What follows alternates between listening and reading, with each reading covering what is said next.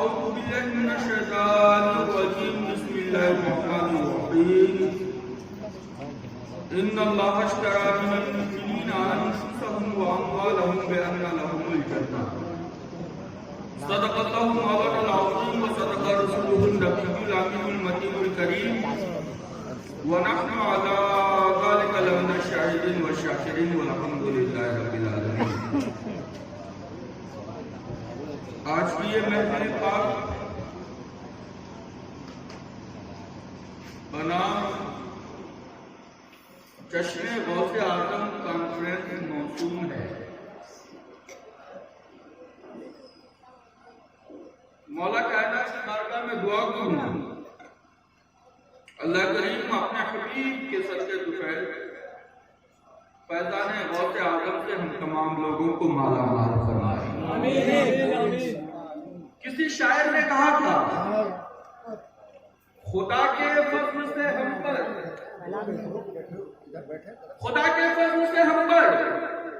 ہے سایہ غوث اعظم کا. خدا کے فضل سے ہم پر ہے سایہ غوث اعظم کا. ہمیں دونوں جہاں میں ہے سہارا غوث اعظم کا. ہمیں دونوں جہاں میں ہے سہارا غوث اعظم کا. اور ہماری لاج کس کے ہاتھ ہے؟ بغداد والے کے. ہماری لاج کس کے ہاتھ ہے؟ بغداد والے کے. مصیبت ٹال دینا کام کس کا؟ غوث اعظم کا. مصیبت ٹال دینا کام کس کا؟ غوث اعظم کا. اور گئے ایک وقت میں 70 مریدوں کے یہاں آقا. گئے ایک وقت میں 70 مریدوں کے یہاں آقا. سمجھ میں آ نہیں سکتا معمہ غوث اعظم کا. سمجھ میں آ نہیں سکتا معمہ غوث اعظم کا. اور مریدی لا رخصت کر کر تسلی دی مریدوں کو. مریدی لا رخصت کر کر تسلی دی غلاموں کو. قیامت تک رہے بے خوف بندہ غوث اعظم کا. قیامت تک رہے بے خوف بندہ غوث اعظم کا. اور عزیزوں کر چکو تیار جب میرے جنازے کو. عزیزوں سننا پیارے بہت جوش میں تھے دیکھ رہا تھا. عزیزوں کر چکو تیار جب میرے جنازے کو. تو لکھ دینا کفن پر نام والا غوث اعظم کا. لکھ دینا کفن پر نام والا غوث اعظم کا. اور فرشتے قبر میں پوچھیں گے مجھ سے تو کہہ دوں گا. فرشتے قبر میں پوچھیں گے مجھ سے تو کہہ دوں گا اسیر قادری ہوں نام لیوا غوث اعظم کا. اسیر قادری ہوں نام لیوا غوث اعظم کا. اور فرشتوں روکتے کیوں ہو؟ فرشتوں روکتے کیوں ہو؟ ہمیں جنت میں جانے دو. فرشتوں روکتے کیوں ہو؟ ہمیں جنت میں جانے دو. یہ دیکھو ہاتھ میں دامن ہے کس کا؟ غوث اعظم کا. نعرہ تکبیر نعرہ رسالت. یہ دیکھو ہاتھ میں دامن ہے کس کا؟ غوث اعظم کا. خدا کے فضل سے ہم پر ہے سایہ غوث اعظم کا. ہمیں دونوں جہاں میں ہے سہارا غوث اعظم کا. حضرت میرا موضوع الگ ہے لیکن میں سمجھتا ہوں کہ جس مناسبت سے جلسہ ہے تھوڑی بہت اگر اس پہ کچھ نہ بولا جائے تو یہ جلسے کی ہم تلفی ہو. دوستو غوث اعظم کانفرنس کے نام دینے والوں حضرت پر ذمہ داری زیادہ عائد ہوتی ہے. آپ نے غوث اعظم نام دیا غوث اعظم کانفرنس کا. کیوں دیا آپ نے یہ نام؟ آپ نے یہ نام دینے سے پہلے سوچا یا نہیں سوچا؟ غوث کا معنی کیا ہوتا ہے؟ غوث کہتے کسے ہیں؟ غوث کو اگر شارٹ لفظ میں سمجھا جائے تو یوں سمجھا جا سکتا ہے مددگار. مددگار. اور غوث اعظم سب سے بڑے مددگار. سب سے بڑا مددگار. اور سب سے بڑا مددگار کون ہے؟ وہ اللہ. سب سے بڑا مددگار اللہ ہے شفا اور شفا دینے والا کون ہے؟ اللہ ہے مرض دور کرنے والا کون ہے؟ اللہ ہے بندہ نواز کون ہے؟ اللہ ہے شفیع الامراض کون ہے؟ اللہ ہے غریب نواز کون ہے؟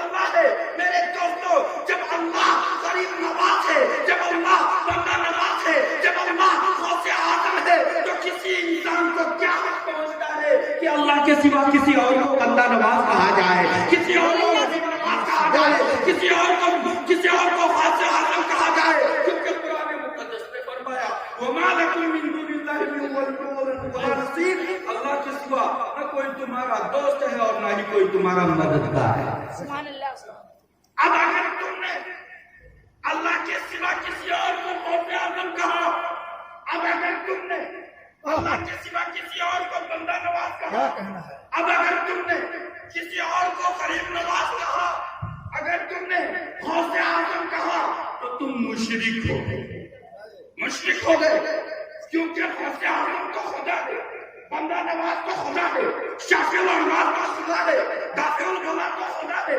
عزیزان ملت یہ کیوں ہی ہم تفسیر کرتے ہیں یہ صرف ہی اپنا چہرہ بنانے لگتے ہیں سبحان اللہ کہ مولانا کدھر جا رہے کہیں پارٹی تو نہیں بدلنی سبحان اللہ کہیں ادھر سے کنیکشن تو نہیں سبحان اللہ ارے یہ بھٹکانے والے یہ بہکانے والے یہ طرح طرح کے خرافات پیدا کرنے والے شہر گاؤں دیہات یہی کہہ کر کے گمراہ کرتے ہوئے نظر آتے ہیں عزیزان قرآن نے کہا وَمَا لَكُم مِّن دُونِ اللَّهِ مِن وَلِيٍّ وَلَا نَصِيرٍ اللہ کے سوا نہ کوئی تمہارا دوست ہے اور نہ ہی کوئی تمہارا مددگار ہے اگر اس آیت کا یہی ترجمہ مانا جائے اگر اس آیت کا یہی مطلب سمجھا جائے اگر اس آیت سے یہی مفہوم ہو جائے تو یقین مانو میرے دوستوں کئی خرابیاں لازم ہیں پہلی خرابی کیا ہے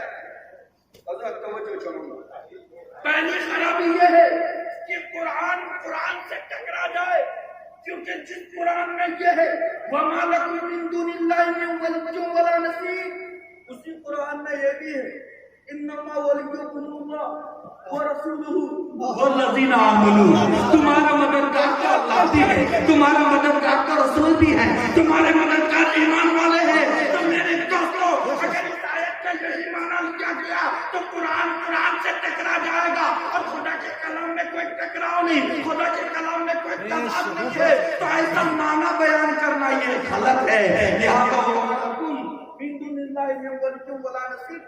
یہ ترجمہ کرنا غلط ہے اگر اس کا ترجمہ یہ مراد کیا جائے تو دوسری خرابی یہ لازم آئے گی کہ انبیاء بھی مشرک ہو جائیں اور اولیاء بھی مشرک ہو جائیں کیونکہ قرآن مقدس نے ایک نبی کی نوٹ کر لی قرآن مقدس میں ایک نبی کی بات نوٹ ہے حضرت اس نبی نے ارشاد فرمایا تھا من انصاری اللہ کون ہے اللہ کے راستے پر میرا مددگار کون ہے اور سمجھنے والے سمجھ بھی رہے ہیں کہ اللہ کو نہیں بلایا جا رہا ہے بندوں کو بلایا جا رہا ہے تو بندے جواب دیتے ہیں نحنو انصار اللہ ہم ہیں اللہ کے دین کے مددگار ہمیں اللہ کے دین کے مددگار اب توحید کا سبق سکھانے والوں توحید کا پائپ پڑھانے والوں اگر تم میں توحید پڑھانے کی اتنی ہی ہمت ہے تو حضرت موسیٰ علیہ السلام کو توحید پڑھا کر دیا اگر اس آیت کا یہی معنی لیا جائے تو مطلب کیا ہوگا کہ وہ نبی نعوذ باللہ من ذالک مشرک ہو جائے اور ایک ولی حضرت ذوالقرنین رحمۃ اللہ تعالی آپ نے ارشاد فرمایا علیم بالقوہ اے میرے درباریوں اے میرے چاہنے والوں اے میرے ماننے والوں تم اپنی طاقت و قوت سے میری مدد کرو تم میں طاقت و قوت سے میری مدد کرو اب اگر اس آیت کا یہ ترجمہ لیا جائے تو حضرت ذوالقرنین کا شرک کرنا لازم آئے گا کیونکہ وہ بھی اللہ کے سوا کسی اور سے مدد مانگ رہے ہیں، اور حضرت موسیٰ علیہ السلام بھی اللہ کے سوا کسی اور کو اور سے مدد مانگ رہے ہیں۔ اور میرے دوستو، کسی آیت کا ایسا ترجمہ بیان کرنا جس سے کسی نبی کا شرک لازم آئے باطل ہے، تو اس آیت کا یہ ترجمہ بیان کرنا باطل ہے۔ ایک خرابی اور بتا دو، خرابیاں کئی ہے، وقت میں گنجائش ہے۔ ایک خرابی ہے کہ تمام اہل محشر مشرک ہو جائے۔ کیا جتنے اہل محشر ہیں سب کے سب مشرک، کیونکہ سبھی لوگ